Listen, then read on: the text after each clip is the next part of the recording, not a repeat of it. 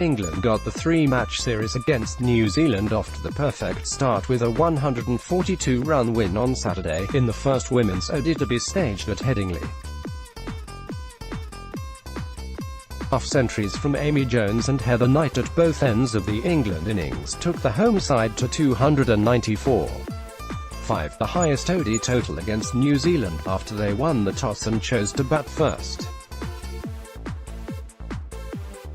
In reply, New Zealand slumped to 148 in 33.5 overs, Nat Siver and Laura Marsh chiming in with 3 wickets apiece.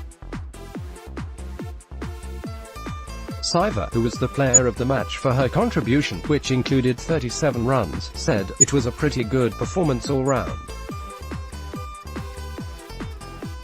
We knew we needed to get through that middle order and make sure we were always on top.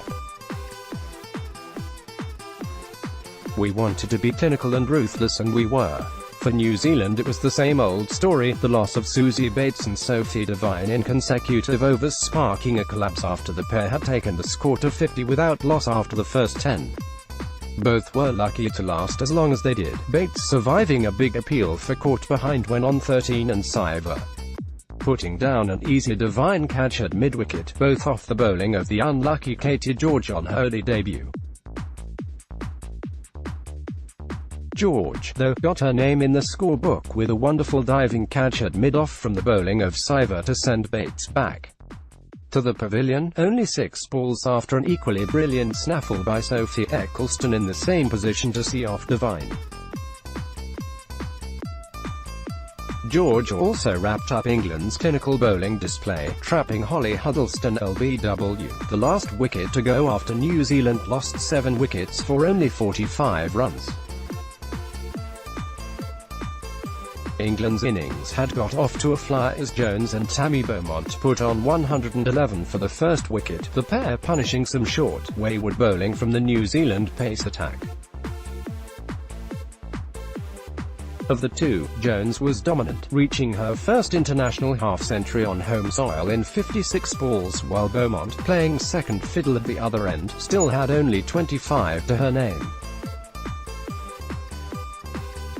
Beaumont never looked quite at home at the crease, lucky to survive an LBW shout to the 17-year-old leg spinner Amelia Kerr, which would have been hitting middle stump when on 23, and her stay was ended when she top-edged Alita who bounced to Katie Martin behind the stumps on 40.